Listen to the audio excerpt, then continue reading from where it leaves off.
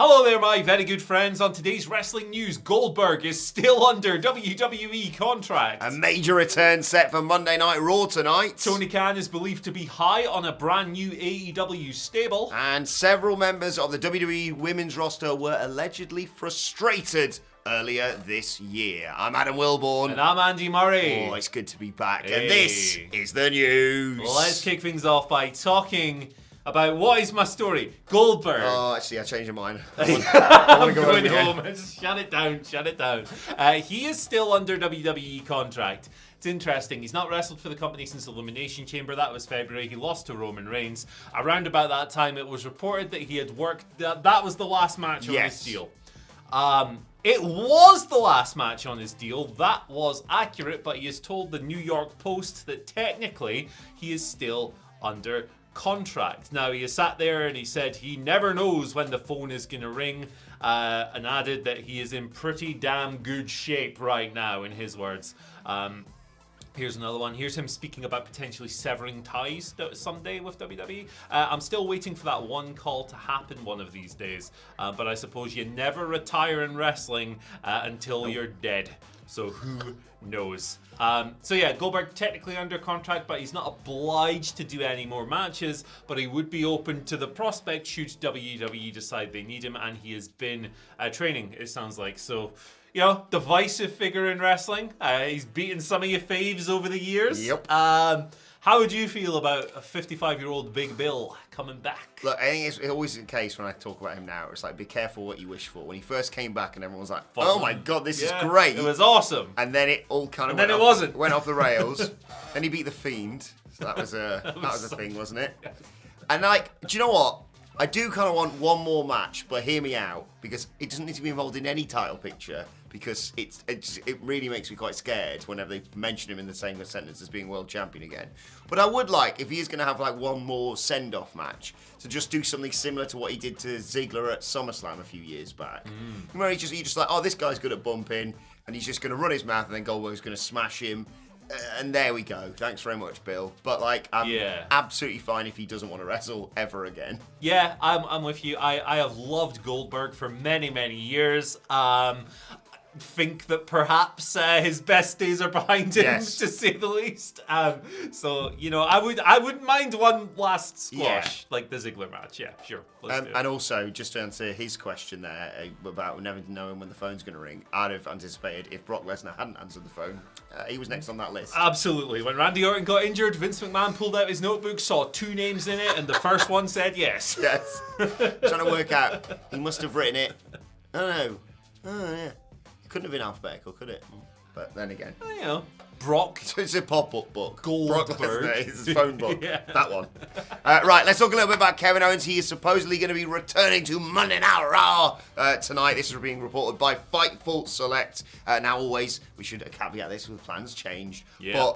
But he's expected to be back tonight. As of Sunday night, they're advertising the KO show. But then again, you know, they rip the script up 10 minutes before the show starts always, so it doesn't really matter. He was last seen on Raw June 20th. He's obviously been doing lots of stuff with Ezekiel and Elias and potentially Elrod. Yep. Elrod Hubbard. The 27th of June, he was meant to face one of those 3, if I'm right, in a qualifying match for Money in the Bank, but was not medically cleared and then said he just didn't want to go to Texas. Yeah, fair play. Good. I can't wait to have him back. Yeah. He's made this Ezekiel character. Definitely. He's one of the most vital people on Raw. Quietly, because he just, like, even when he's not in the main event scene, he makes everything watchable because it's so much fun, and he's got such a wit, Kevin Owens. Yeah, I'm glad to have him back. You imagine they'll pick up where they left off, although I'm going to go out on a limb here. I'm going to go on the record. This is a bit strong. I think the opportunity to compete at Money in the Bank might have passed him by. I'm just saying. It's a big reputation you're staking on that claim, mate. But yes, get him back in there with L.I. The brothers. Yeah, the Samsung guy, the drifty boys. Drifty boys. Well, let's move on. Tony Khan is said to be high on a new AEW stable. Ooh. This formed at the Dark tapings at Universal Studios, Florida, over the weekend. I was there 4 weeks ago. It was amazing.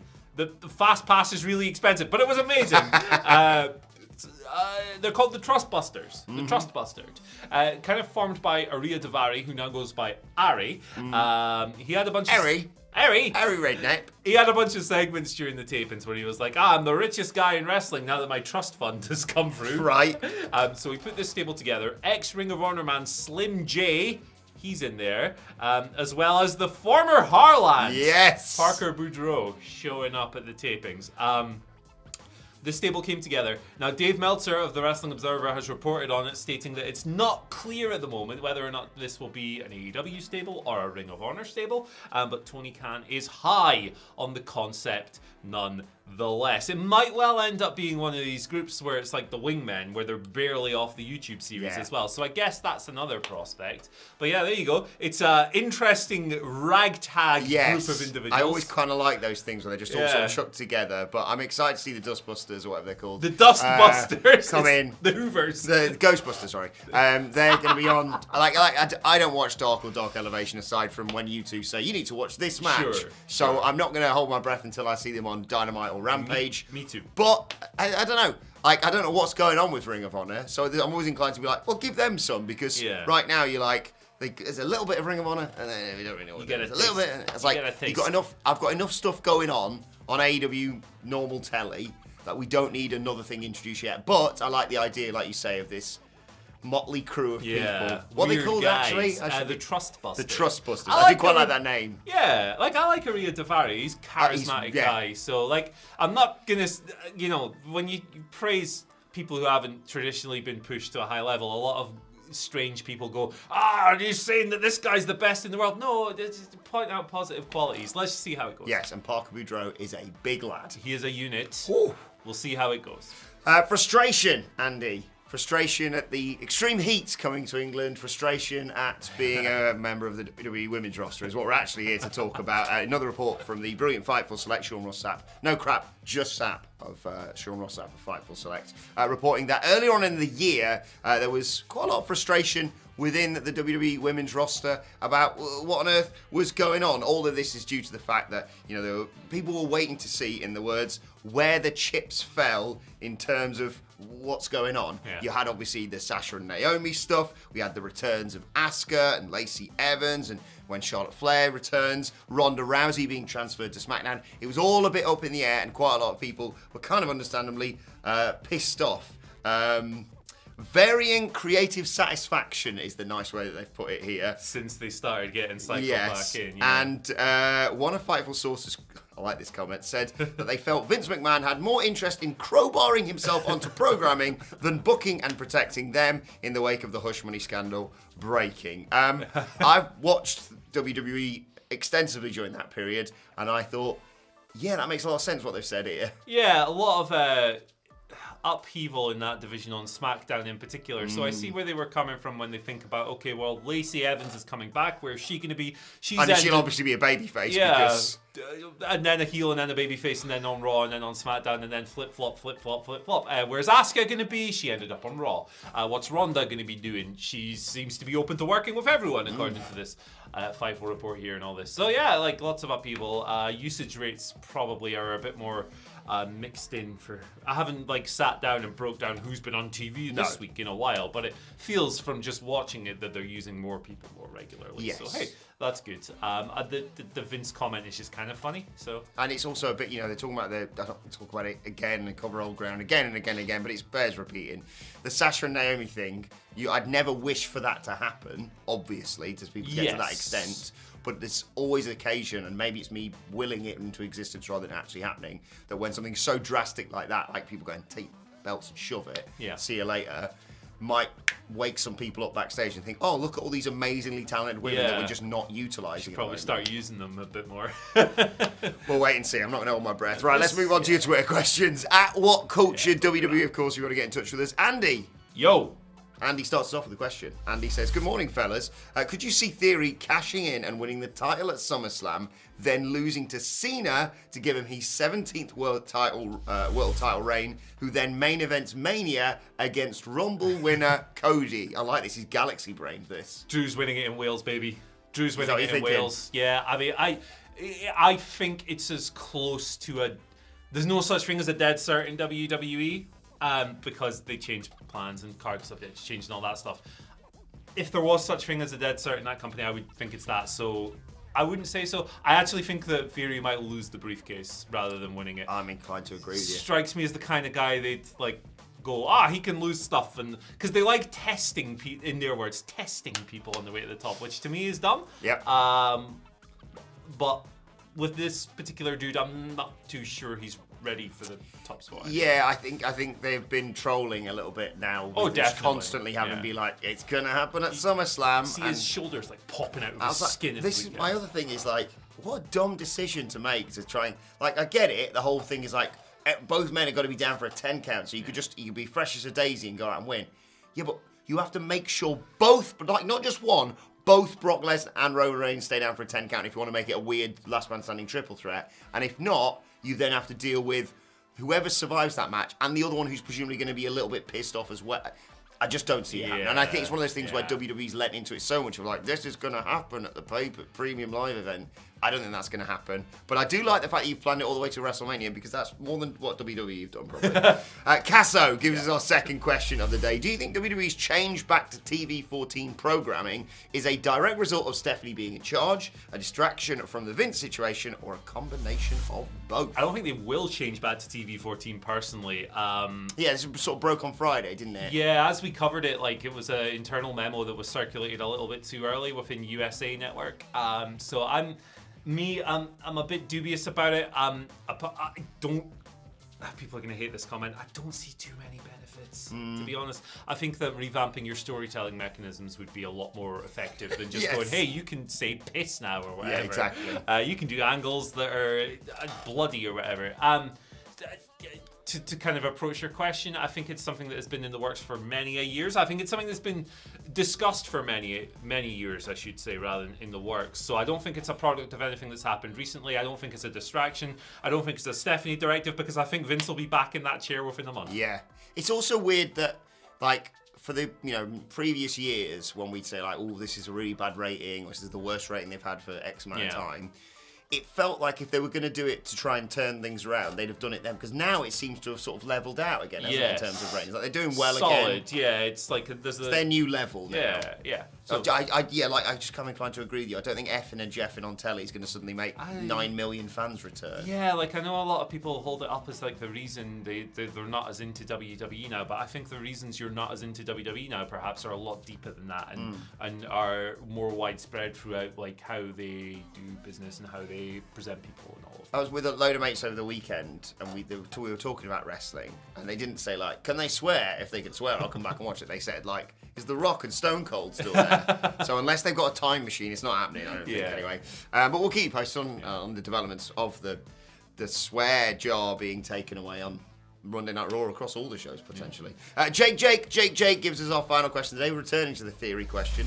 Jake writes, Lesnar currently holds the record for the youngest WWE champion at 25 years and 44 days old, meaning with Theory's 25th birthday being on August the 2nd, an August birthday.